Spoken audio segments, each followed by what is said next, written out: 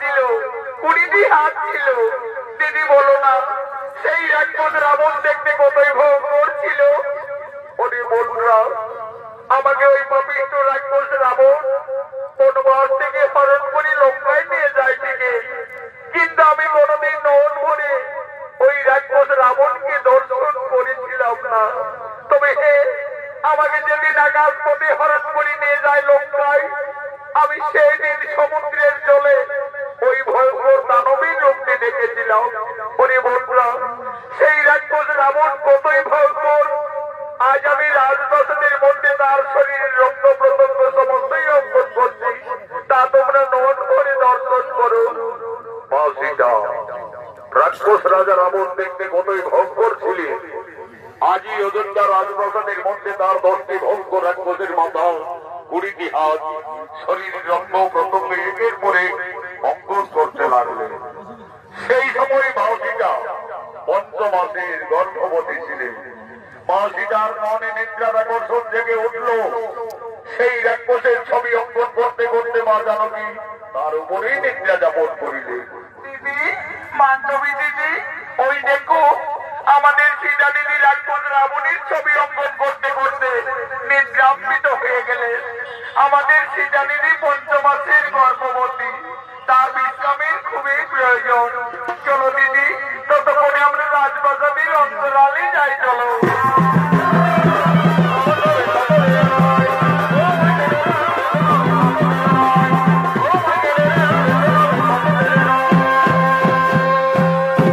এমন সময় প্রভু শ্রী রামচন্দ্র এবং মনোজ লক্ষ্মণ এই রাজপ্রাসাদের দিকে আগমন করছে। রাজার বেটা হয়ে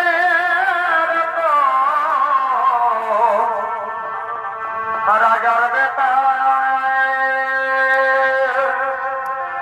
হয়ে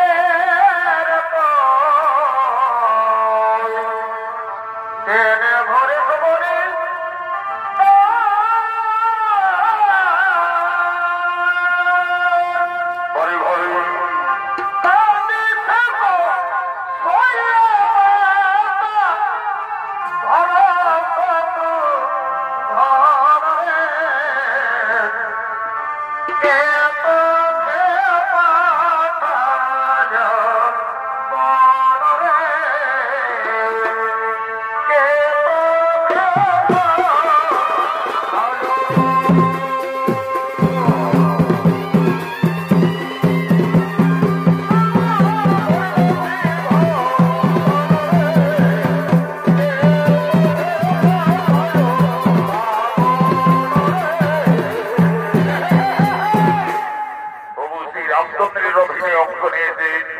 স্বর্গীয় আদালত মাহাতর প্রধান চিত্র ওস্তাদ যুধিষ্ঠির মাহাতো লক্ষণের ভূমিকায় মানিক কৈবর্ত।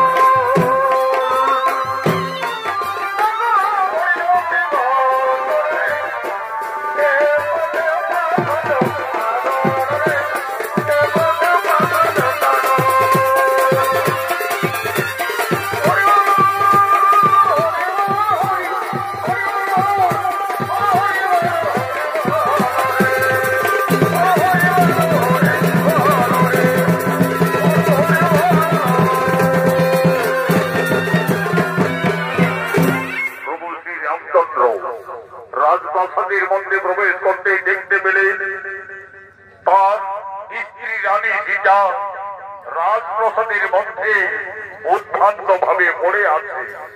কি আমার সীতা ওইভাবে আজ রাজপ্রাসাদের মধ্যে পড়ে রয়েছে কেন? প্রভু শ্রী রামচন্দ্র এগিয়ে এসে দেখলেন রাক্ষস রাজা রাবণের ছবি অঙ্কন করে তার উপরে তার স্ত্রী নির্যাতন করে রয়েছে। সীতা ওইভাবে লঙ্কেশ্বর রাবণের ছবি অঙ্কন করে রাজপ্রাসাদের মধ্যে অবগাহন করে রয়েছে কেন? না না না না না না না, তা হতে পারে না, তা হতে পারে না। সীতা কেন রাক্ষস রাবণের উপরে বিরাজমান?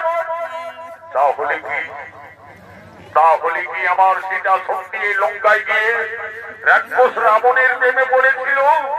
হয়তো সীতা রাবণ রাজাকে কোনো ভুলতে পারেনি যে তার উপরে বিরাজমান। না না না না না না না না, আমার সীতা অসতী, এই সীতা কলঙ্কিনী, যার জন্য আমরা দুই ভাই দিবারাত্রি মনে মনে কেঁদেছি, যার জন্য আমি ওকালে বাড়ি রাজকে হত্যা করেছি, যার জন্য লক্ষ লক্ষ মানুষ সেনা সঙ্গে করে রাক্ষস কুল বিনাশ করে যে সীতাকে আমি লঙ্কার থেকে মুক্তি করে অযোধ্যায় এনেছি, আজ সেই সীতা রাবণের এই ছবি অঙ্কন করে রাজপ্রাসাদের মধ্যে নির্যাতন করে রয়েছে। না না না না না না না, এই সীতা কলঙ্কিনী, এই সীতা বিচারিণী, কোথায় ওরে প্রাণের ভাই লক্ষ্মণ?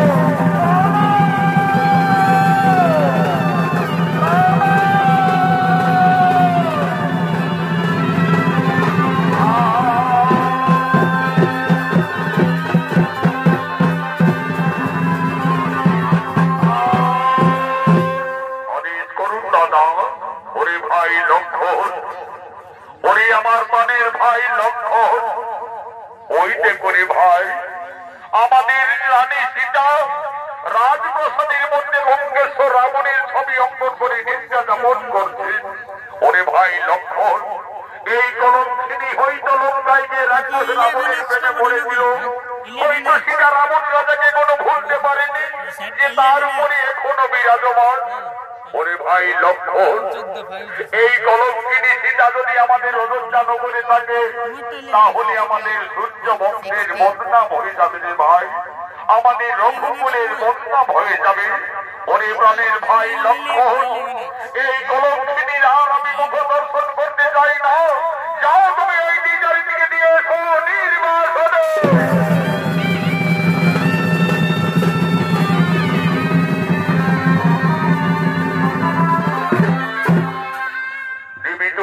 করতে দেবী, তুমি আজ আমাদের অযোধ্যার পবিত্র মাটিকে কলুষিত করে দিলে। ধীরে ধীরে মা সীতার নিদ্রার আকর্ষণ ভঙ্গ হলো। চোখ মেলে চাইতেই মা জানকী রাজপ্রাসাদের মধ্যে তার দেবর লক্ষ্মণকে দেখতে পেলে। লক্ষ্মণ, একই ভাই তুমি প্রাসাদে? দেবী তুমি একই করিলে দেবী? তুমি কেন রাক্ষস রাবণের ছবি অঙ্কন করলে আমাদের রাজপ্রাসাদের মধ্যে? তুমি তার উপরে সহন করে নির্যাতন করতেছিলে। তুমি কি সত্যি লঙ্কায় গিয়ে রাক্ষস রাবণের প্রেমে পড়েছিলে? তুমি কি রাবণকে এখনো ভুলতে পারোনি? না রে ভাই লক্ষ্মণ, আমি কিছু ভুল করিনি রে ভাই। আমি শুধু আমার ওই উর্মিলা মান্ডবী বন্ধের বোঝাবার জন্য এই রাক্ষসের ছবিটি আমি প্রাসাদের মধ্যে অঙ্কন করেছিলাম রে ভাই। তুমি জানো না দেবী, এই অপরাধী তুমি কলঙ্কিনী, এই অপরাধী তুমি বিচারিণী।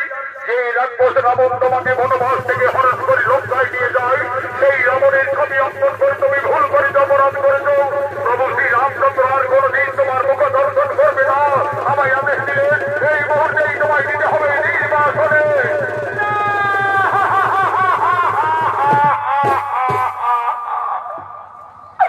হে প্রভু, হে প্রভু রঘুনাথ, আজ তুমি আমাকে বিনা অপরাধে কলঙ্কিনী সাজালে। হে স্বামী, তুমি তো আমাকে লঙ্কার থেকে ফিরে এনে আমাকে সকলের উপস্থিতিতে অগ্নি পরীক্ষা করিয়েছিলে প্রভু। সবকিছু যেন আজ আমি বিচারিনি। ওরে ভাই লক্ষ্মণ, তোমার দাদা যদি আর আমার মুখ দর্শন করবে না তাহলে আমার এই অযোধ্যায় থাকার প্রয়োজন হবে না রে ভাই। চলো ভাই, তুমি আমায় নিয়ে এসো নির্বাসনে। বিনা দোষে বনবাসী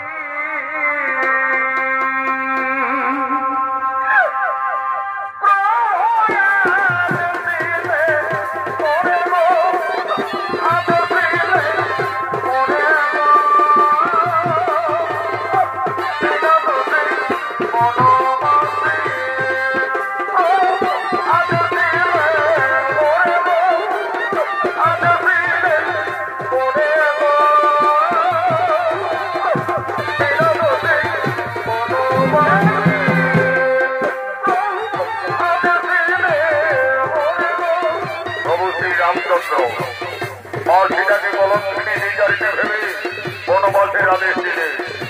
সেই আদেশ পালন করার জন্য তার ভাই লক্ষণ আজ মা জানকীকে বনবাসে নিয়ে যাচ্ছে। আগে আগে চলেছে লক্ষণ, আজ মনের দুঃখে মা সীতা কেঁদে কেঁদে বনবাসে যাচ্ছে। বন পেরিয়ে ঘোর কাননে প্রবেশ করেছে লক্ষণ দেবী সীতাকে নিয়ে। আজ লক্ষণ বলছে, দেবী গো, দেখো দেবী, আমরা তো বনবাসের যথার্থ জায়গায় উপস্থিত হয়ে গেছি দেবী। তুমি তোমার বনবাস জীবনে কারণে কাটাবে দেবী। তুমি আমাকে অযোধ্যায় ফিরে যাওয়ার অনুমতি দাও দেবী। আমাকে অযোধ্যায় ফিরে যেতে হবে, কিন্তু আমি কিভাবে একটি পঞ্চমাসের গর্ভবতী নারীকে মনের মধ্যে দিয়ে যাব? তুমি আমায় ক্ষমা করে দাও দেবী, আমায় তুমি ক্ষমা করে দাও। সেই জানকীর জন্য আমি 12 বছর উদাহরণে অনিদ্রায় ছিলাম, যে জানকীর জন্য আমি শক্তিশীল মান ভক্তি ধারণ করেছি। আজ সেই জানকীকে আমায় বনবাসে দিয়ে যেতে হবে। আমায় ক্ষমা করে দাও দেবী, আমায় তুমি ক্ষমা করে দাও। ওরে ভাই লক্ষণ, তুমি তো তোমার দাদার আদেশ পালন করে চলে ভাই। তুমি ফিরে যাও ভাই অযোধ্যায়।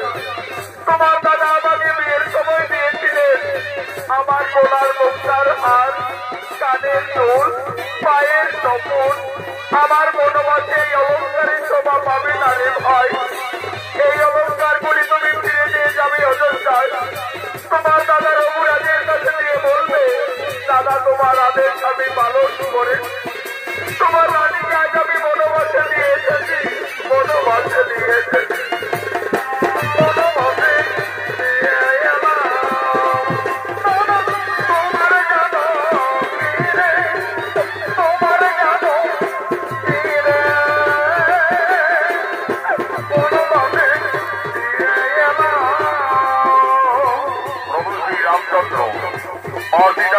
সময় যে যে অলঙ্কার দিয়েছিলি, আজ মনের দুঃখে মা জানকী বনবাসে কেঁদে কেঁদে গলার মুক্তার হার, কানের দুল, পায়ের নপুর এবং অযোধ্যা রাজরানীর মুকুট সমস্ত একের পর এক লক্ষণের হাতে তুলে দিলে।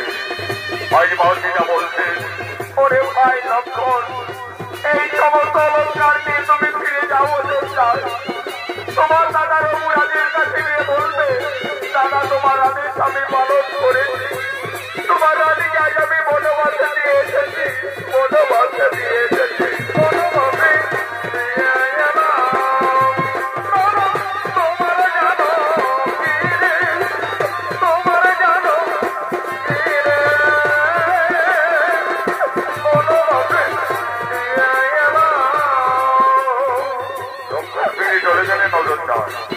আজ মা সীতা সংসার হারা, জনম দক্ষিণী বনচারিণী। আজ মা জানকী বনে বনে কাটছে, তার নয়নের ধারা অবিরত বইছে। আজ মা সীতা কাটছে আর কেঁদে কেঁদে বলছে, হে বিধাতা, হে বিধাতা, এখন আমি কোথায় যাব? এই বনবাসে আমি কি খাবো? আমি কিভাবে আমার এই গর্ভের সন্তানে বাঁচাবো? না না না না, আমি আর কোথাও যাব না। আমার বেঁচে থাকার চেয়ে আমার মরে যাওয়াই ভালো হবে, আমার মরে যাওয়াই ভালো হবে। হে প্রভু রঘুনাথ, তুমি শুধু যুগে যুগে আমায় কাঁদিয়েই চলেছ প্রভু। আমার এই নারী জনম দুঃখের জীবন আমায় যুগে যুগে কেঁদেই যেতে হলো প্রভু, শুধু কেঁদেই যেতে হলো। চারি যুগে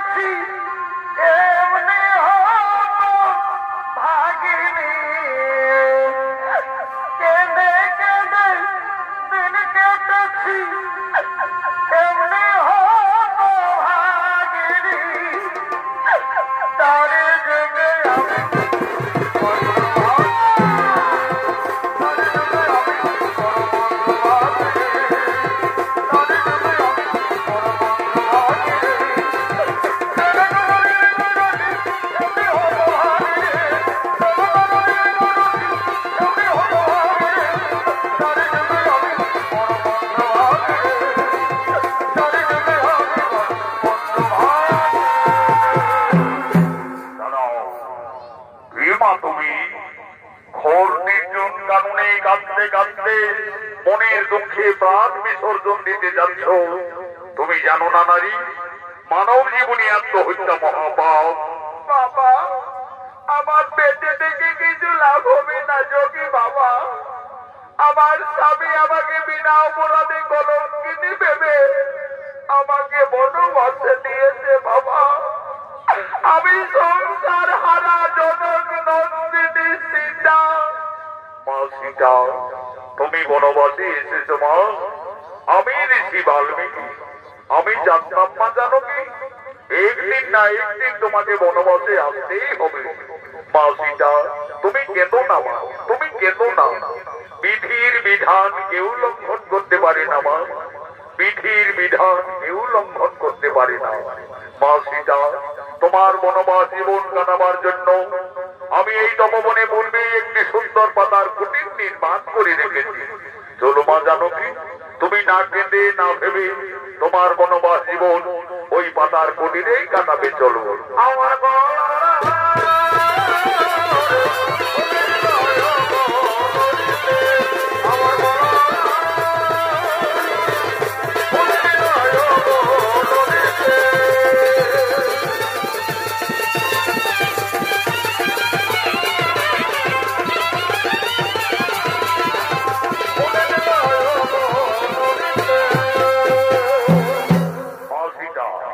তার বনবাস জীবন যোগী বাল্মীকির তপবনে কাটাতে শুরু করলে।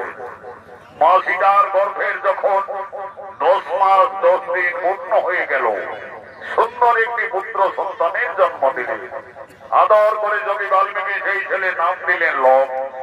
লব দিনের পর দিন মুনির আশ্রমে বড় হয়। আজ যোগী বাল্মীকি যোগ সাধনার জন্য তপবনের দিকে আগমন করছে।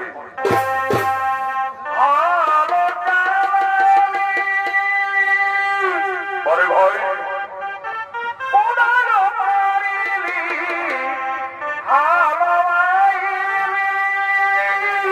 আচ্ছা আচ্ছা ভালো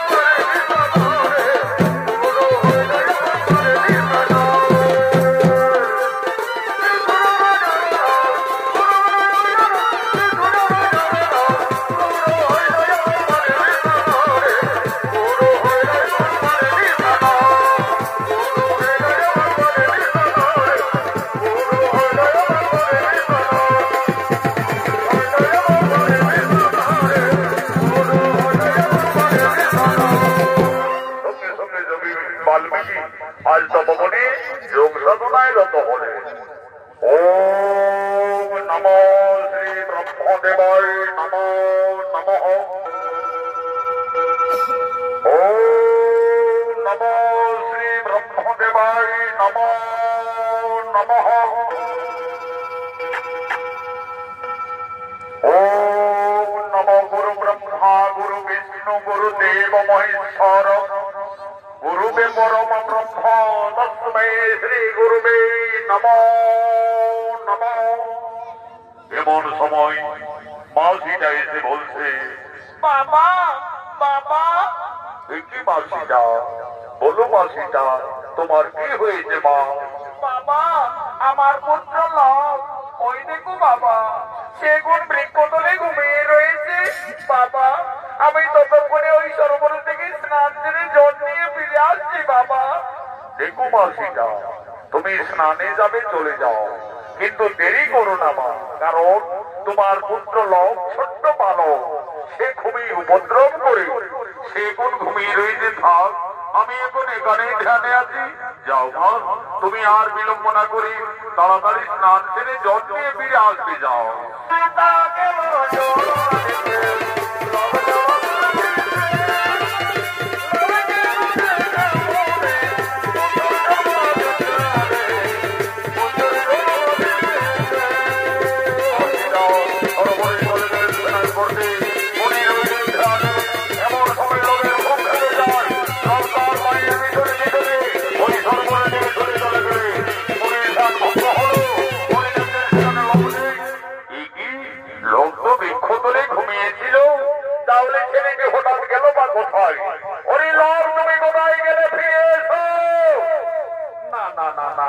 এদিকে তো লোককে কোথাও দেখতে পাওয়া যাচ্ছে না, তাহলে কি বাগানে আমদাম খেতে গেল নাকি রে বাবা?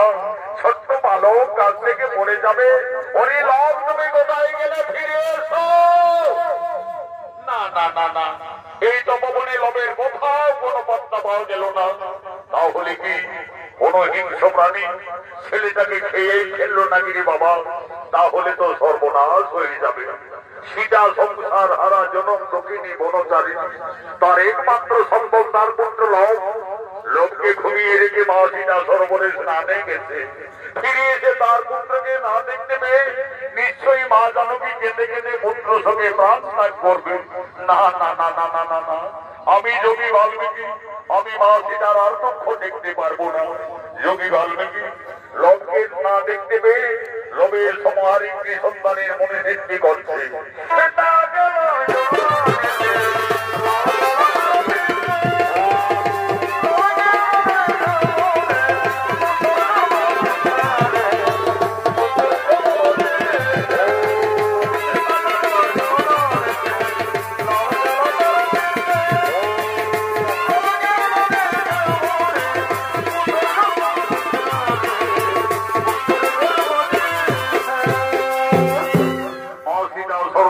স্নান করে ফিরে এসে দেখছে লোভের মতো আরেকটি সন্তান সেই বৃক্ষতলে ঘুমিয়ে রয়েছে। বাবা বাবা, ওই ছেলেটি আবার কোন ছেলে বাবা? কেন মাসিটা, তোমার পুত্র লোক। তুমি এই তো বলে গেলে বাবা আমার সন্তান ঘুমিয়ে আছে, তাকে তুমি দেখো। আমি তো দেখছি মা, তোমার পুত্র তো বৃক্ষতলেই ঘুমিয়ে আছে। না বাবা, তোমার কথা ভুল হচ্ছে। এই দেখো বাবা, আমার ছেলে তো আমার পিছনে পিছনে সরোবরে চলে গেলেন।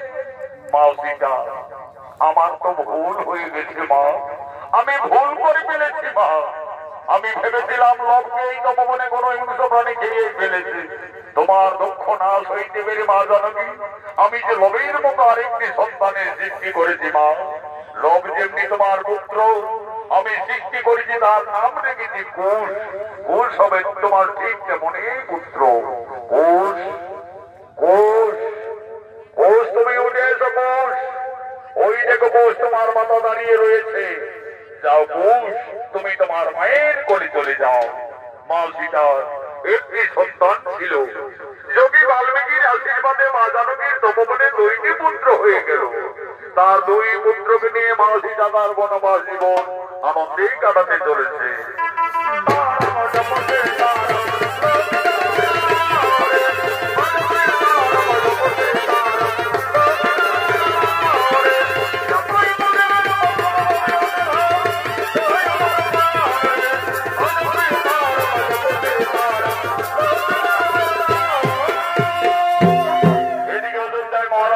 রামচন্দ্র অশ্বমেধ যজ্ঞের আয়োজন করেছে। যজ্ঞ সভায় গুরু গুরু বৈচিত্র রাজা রামচন্দ্র ভরত লক্ষণ শত্রুঘ্ন সকলেই আগমন করছে।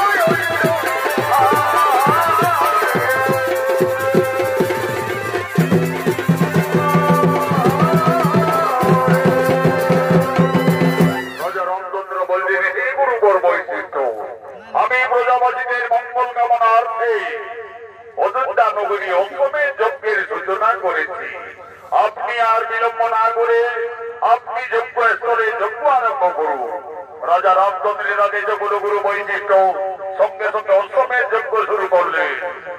ওম নমঃ শ্রী অগ্নিদেবায় নমো নমঃ। যজ্ঞ সভায় অশ্বমেধ যজ্ঞের ঘোড়া আগমন করছে।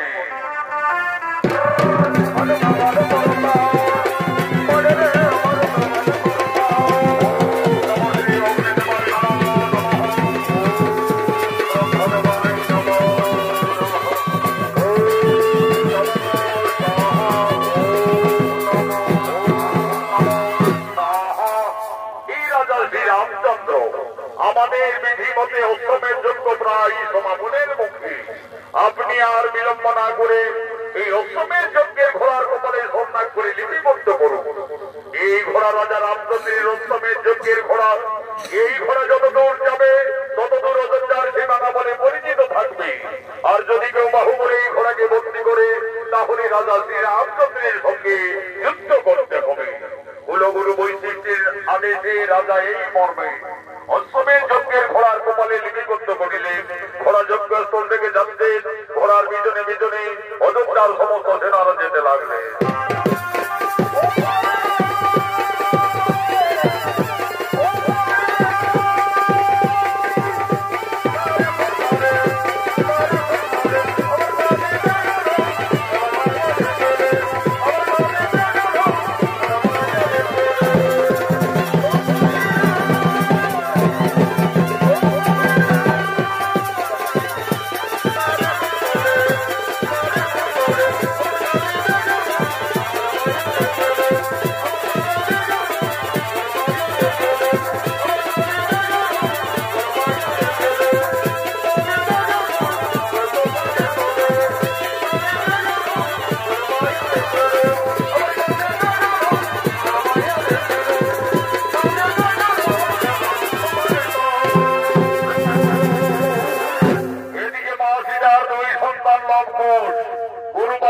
আশ্রমে অস্ত্র শিক্ষা বিদ্যা শিক্ষা শিখতে শিখতে এখন তারা দুই ভাই অনেক বড় হয়ে যায়। আজ তারা মনের আনন্দে মনের তপবনে খেলা করার জন্য আগমন করছে।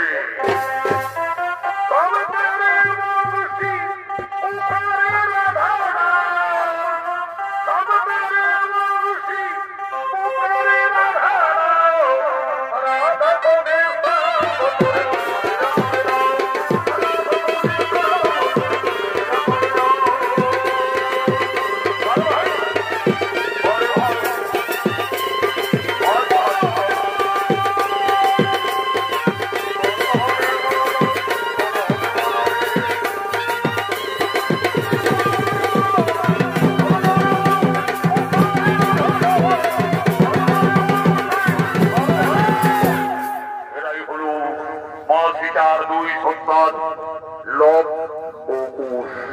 লব কুশ দুই ভাই গুরু বাল্মীকির আশ্রমে অস্ত্র শিক্ষা বিদ্যা শিক্ষা শিখতে শিখতে এখন তারা দুই ভাই অনেক অনেক বড় হয়ে যায়। আজ তারা মনের আনন্দে মনের তপবনে দুই ভাই খেলা করার জন্য আগমন করেছে। এই লব কুশের ভূমিকায় অংশ নিয়ে আপনাদের মহান মঞ্চে নৃত্য পরিবেশন করবেন বিহার বেঙ্গল ঝাড়খণ্ড আন্দোলন সৃষ্টিকারী পুরুলিয়া জেলার জঙ্গলমহল মেডেল প্রাপ্ত ও ভারতের স্বর্ণ পদক জয়ী দুই তরুণের রোমান্টিক জুটি আকাশ চন্দ্র মাহাতো বিকাশ চন্দ্র মাহালি।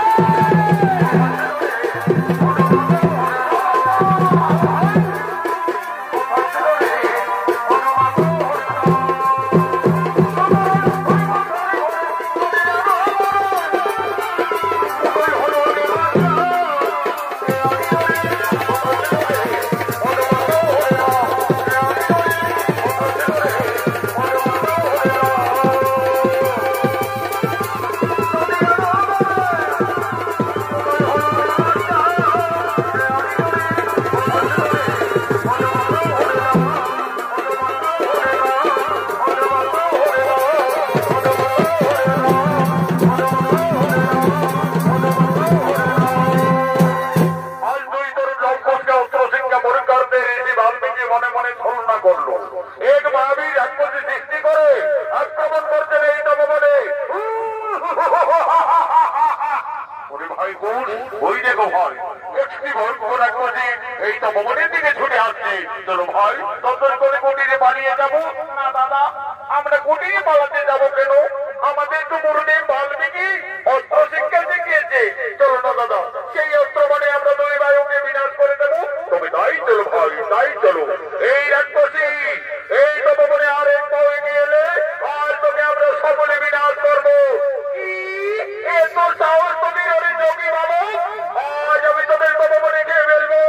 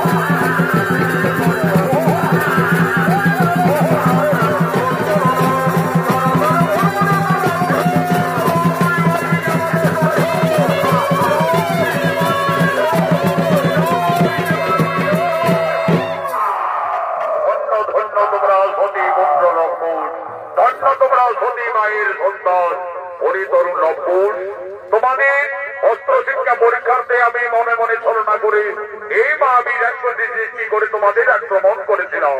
আমার শিক্ষা অস্ত্র মানে তোমরা তরুণ বয়সে যথার্থ এই মহাবীর রাক্ষসীকে বিনাশ করেছো, একে তোমরা সংহার করেছো। ওরে লম্পুর, তোমরা দুই ভাইয়ের রণশিক্ষায় উত্তীর্ণ হয়ে গেলে, তোমাদের আশ্রমে বিদ্যা শিক্ষাও সম্পন্ন হলো। দেখো লম্পুর, কালকে তোমাদের তিথি যোগে আমি দুই ভাইকে মূল মন্ত্র দান করব। কিন্তু গুরু বাল্মীকির আশ্রমে অস্ত্র শিক্ষা বিদ্যা শিক্ষার পরে যৎকিঞ্চিত গুরুদেবের চরণতলে গুরু দক্ষিণা দিয়ে আশীর্বাদ চেয়ে নিতে হয়। মনে রাখবে, কালকে তোমাদের দুই তরুণের গুরু দক্ষিণার দিন। তাই হবে গুরুদেব, আমরা কালকে আশ্রমে আসার সঙ্গে সঙ্গে আমাদের মাতা জননীর কাছ থেকে আমরা যথার্থই আমাদের গুরু দক্ষিণা নিয়ে আসবো। দেখো লম্বুর, মনে থাকে যেন কালকে তোমাদের দুই ভাইয়ের গুরু দক্ষিণার দিন।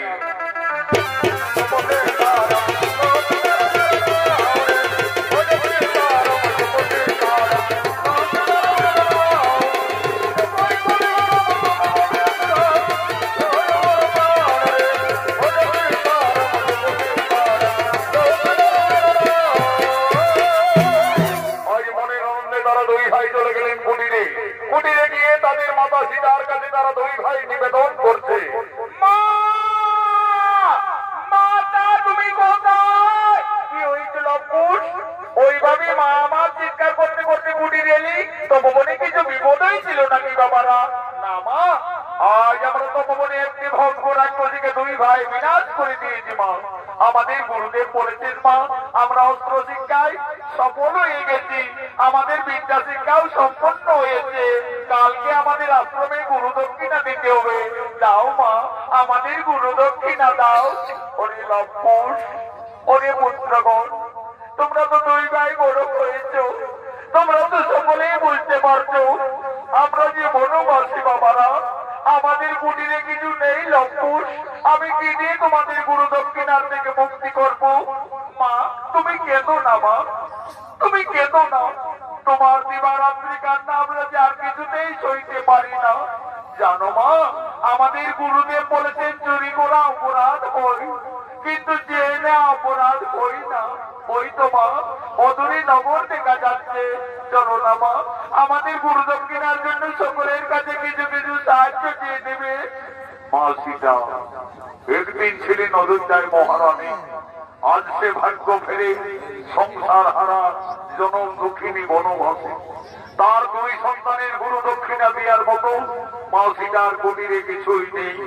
আজ মনের দুঃখে মা জানকী এই নগরের দ্বারে দ্বারে করজোড়ে নিবেদন করছে, হে ভক্তগণ, আজ আমি খুবই সংকটে পড়েছি। আমার দুই সন্তানের গুরু দক্ষিণা দেওয়ার মতো আমার কাছে কিছুই নেই। আজ আমি সকলের কাছে করজোড়ে নিবেদন করছি, আপনারা সকলে কিছু কিছু সাহায্য করে আমার দুই সন্তানের গুরু দক্ষিণার থেকে আপনারা মুক্তি করে দিন, মুক্তি করে দিন।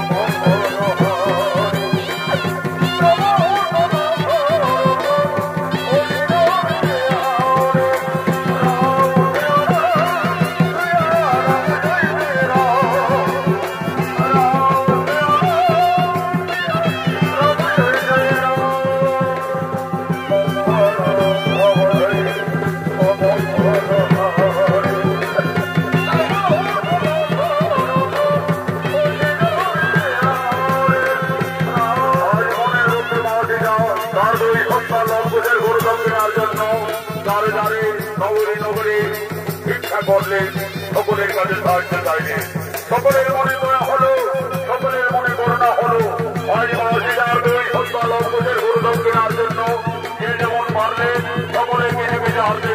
করলে মা জানকীর বনবাস জীবনে যথেষ্ট মুদ্রা হলো।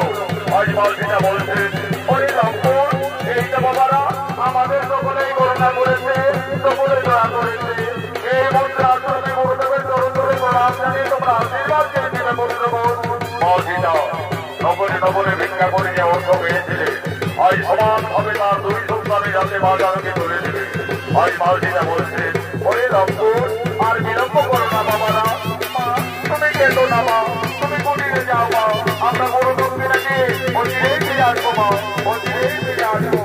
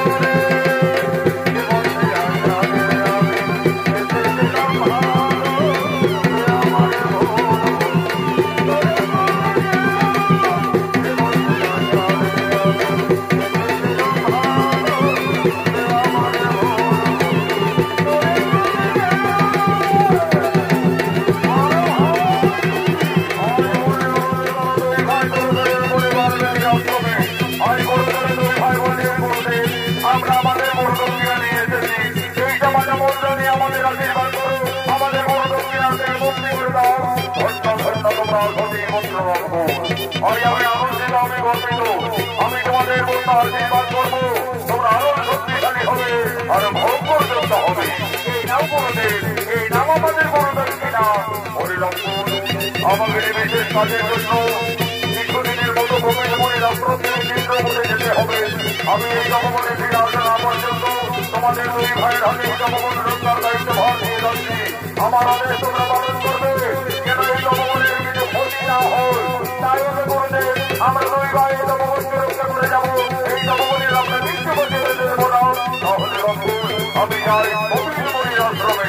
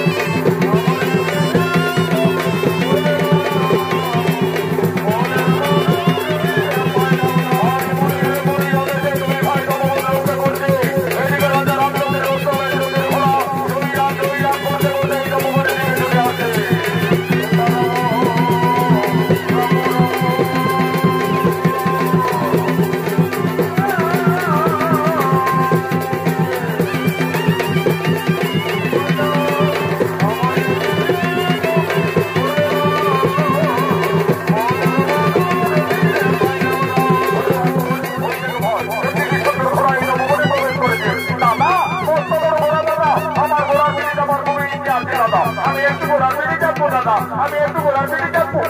নামো ভাই নামো নামো নামো। ওই দেখো ওই ঘোড়ার কপালে কি লেখা আছে? কি লেখা আছে দাদা? ওই দেখো ভাই এই ঘোড়ার কপালে লেখা রয়েছে এই ঘোড়া অযোধ্যার মহারাজ শ্রী রামচন্দ্রের রত্নের যুদ্ধের ঘোড়া।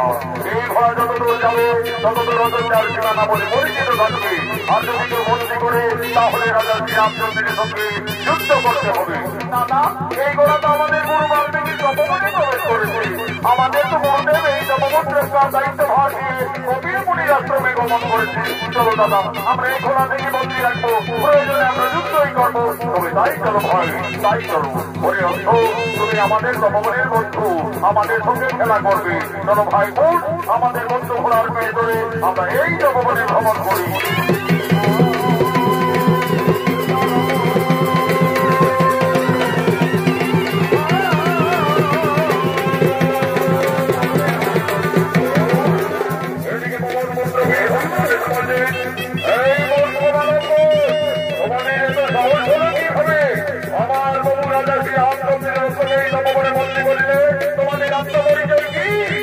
আমাদের পরিচয় আমরা তো সতী মায়ের সন্তান, দুই ভাই লম্বর। সতী মায়ের সন্তান অন্তর্যামী হনুমান বুঝে গেলে তাহলে এরাই হলো আমার মাতাল পিতার সন্তান। আমি কিভাবে আমার প্রভুর সন্তানদের সঙ্গে যুদ্ধ করবো? না না না না না, তার যদি আমি এদের সাথে পরাজয় স্বীকার করি, তাহলে প্রভু শ্রী রামচন্দ্রের সঙ্গে মা জানকী এই তপবনে অবশ্যই মিলন ঘটবে। বুদ্ধিমতী হনুমান আজ লঙ্কের সঙ্গে তপবনে ছলনা করলে, এই বালক এই ঘোড়াকে না ছাড়লে এই মন্ত্রমূর্তিতে তোমাদের শেষ করে দেবো। হনুমান, তুমি আমাদের হয়ে দেখাবে? চলে এসো, দেখি তার বাহুতে কোনো শক্তি আছে।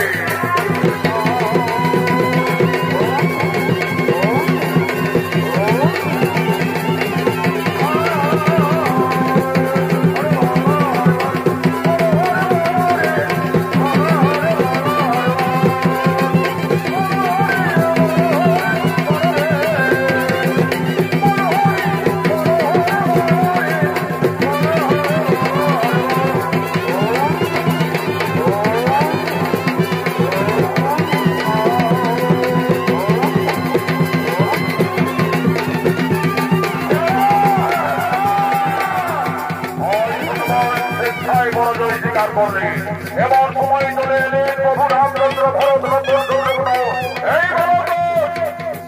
আমাদের হস্তকে তোমরা এই নবমনে বন্দী করেছ কেন? তাহলে তুমি এই অযোধ্যার মহারাজ শ্রী রামচন্দ্র। হে বালক, তোমাদের অনুমান সত্য। আমি অযোধ্যাপতি ত্রিলোকজয়ী রাজা শ্রী রামচন্দ্র। রাজা, ওই ঘোড়ার কপালে লেখা আছে এই ঘোড়া যত দূর যাবে তত দূর অযোধ্যার সীমানা বলে পরিচিত থাকবে। হে বালক, তোমরা ঠিকই বলেছ। এই ঘোড়া আমার অশ্বমেধ যজ্ঞের ঘোড়া। এই ঘোড়া যত দূরেই যাক না কেন তত দূর আমাদের অযোধ্যার সীমানা বলে পরিচিত থাকবে। রাজা, তাহলে তো বিনা যুদ্ধে এই ঘোড়াকে আমরা তপবন থেকে কিছুতেই ছাড়বো না। আমাদের গুরু বাল্মীকি আমাদের হাতে রাজকাজ এই তপবন রক্ষার দায়িত্ব ভার দিয়ে কপিল মুনির আশ্রমে গমন করেছে, তাই তো আমরা বন্দী করেছি। তাহলে তোমরা রণের জন্য প্রস্তুত হয়ে যাও বালক। আমাদের সঙ্গে যে তোমাদের রণ করতে হবে।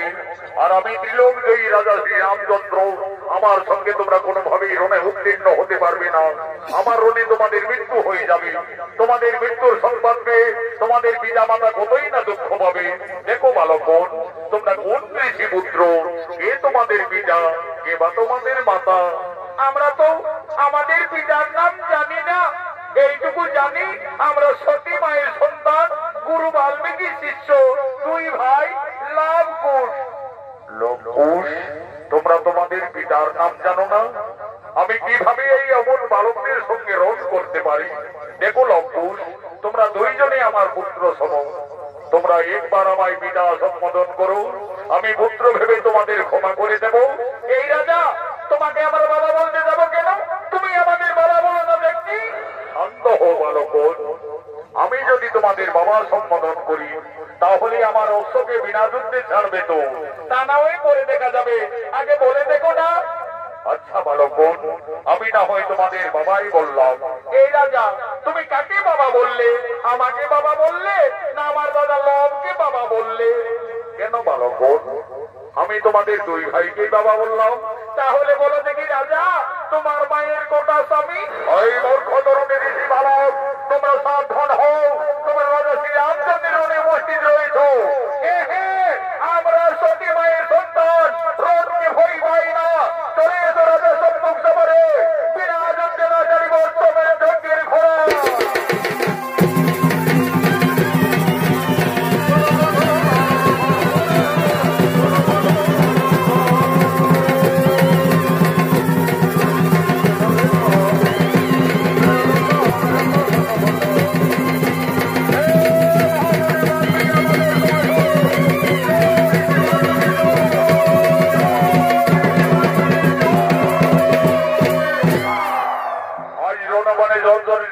রাজা রামচন্দ্র ভরত লঙ্ঘন শত্রুঘ্ন সকলকে। এমন সময় যোগী বাল্মীকি কপিল মুনির আশ্রম থেকে ফিরে এসে দেখছে লঙ্কুশ তপবনে সর্বনাশ করে রেখেছে। ওরে শিষ্যগণ, ওরে লঙ্কুশ কোথায় তোরা? আমার বর্তমানে এইভাবে তপবনে। গুরুদেব, আমরা তো তোমার আদেশ পালন করে চলেছি গুরুদেব। এই তপবন রক্ষা করতে গিয়ে এই সমস্ত যোদ্ধাদের আমরা রণে পরাস্ত করে রেখেছি। ঋষি দাদু, ঋষি দাদু, আমরা একটি জ্যান্ত হনুমানকে পরাস্ত করে বন্দী করেছি। তোর আবার হনুমান নাকি? কোথায়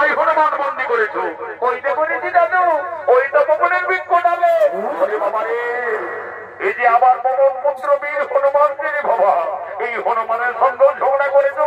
ওরে লঙ্কুশ, এই রাজাদের না জেনে না শুনে কেন তাদের উপরে আঘাত করেছো? জানি গুরুদেব, ওই রাজা বলছে আমি অযোধ্যার মহারাজ শ্রী রামচন্দ্র, আমার অশ্বমের যজ্ঞের ঘোড়াকে বিনা যুদ্ধে ছেড়ে দাও। আমরা ছাড়িনি গুরুদেব, আমরা তোমার আদেশ পালন করে চলেছি।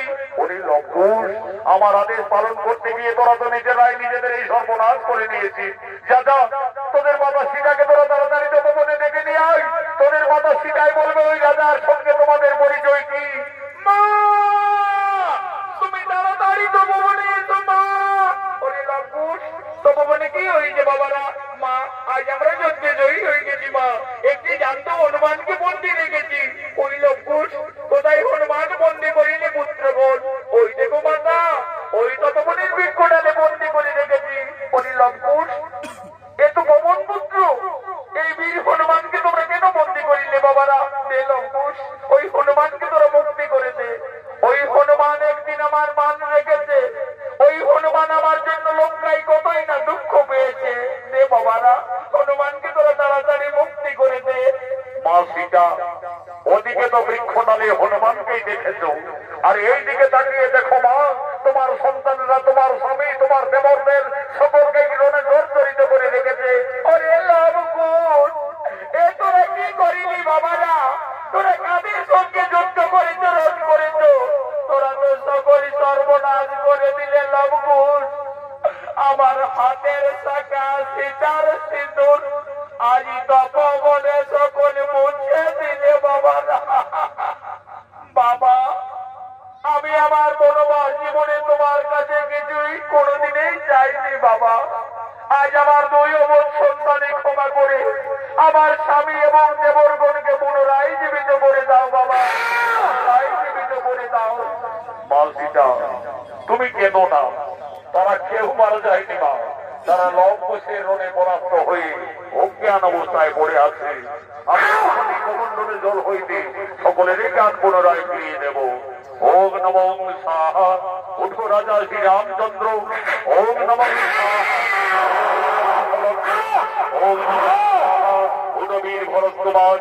ওম নমঃ সাহা, উঠো শত্রুঘ্ন। হে রাজা শ্রী রামচন্দ্র, তুমি আমার অবর্তমানে আমার এই তপবনে এসে আমার এই দুই তরুণ শিষ্যর সঙ্গে এইভাবে রণ করতে পারো না, এইভাবে যুদ্ধ মানাই না। মনে পড়ে রাজা, একদিন তুমি তোমার রানীকে কলঙ্কিনী ভেবে 5 মাসের গর্ভবতী অবস্থায় বনবাসে পাঠিয়েছিলে। তোমার এই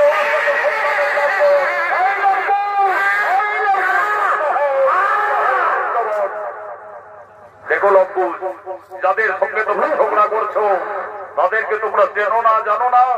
তারা তোমাদের এই বংশের লোক, সম্পর্কে সকলেই তোমাদের কাকা হবে। আর যে রাজার সঙ্গে তোমরা রণে জর্জরিত, ওই রাজা শ্রী রামচন্দ্র হলো তোমাদের জন্মদাতা পিতা। গুরুদেব, ওই রাজা আমাদের জন্মদাতা পিতা? হে লঙ্কুশ, তোমরা তো রাজপুত্র।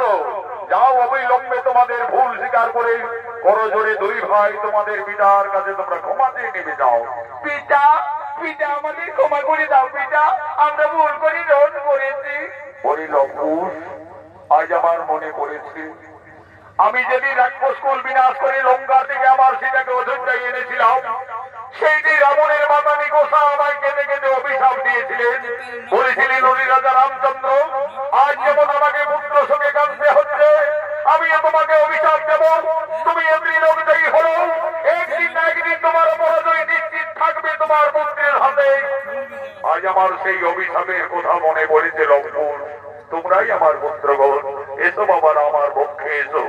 মা জানকী, আর তুমি কেন না মা, তোমার বনবাস জীবন শেষ হয়ে গেল। যাও মা, তোমার পরিবারের সকলেই তোমার অপেক্ষায় দাঁড়িয়ে রয়েছে। রাজা শ্রী রামচন্দ্র মা সীতাকে একদিন কলঙ্কিনী তিনজারিণী ভেবে 5 মাসের গর্ভবতী অবস্থায় বনবাসে পাঠিয়ে দিলেন। ঋষি বাল্মীকির আশীর্বাদে ফিরে পেলেন তার স্ত্রী পুত্রদের। আনন্দ হলো, জয় জয় করে রাম ভক্ত পবন পুত্র বীর হনুমান বলছেন, বলো বলো সীতাবতী রাজা শ্রী রামচন্দ্র কি।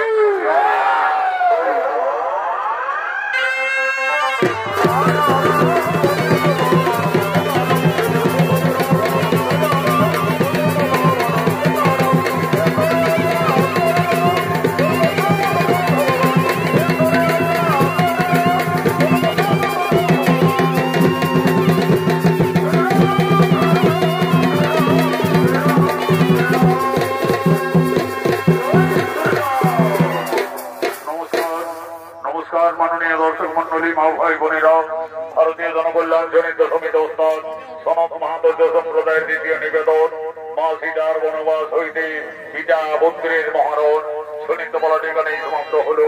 নমস্কার।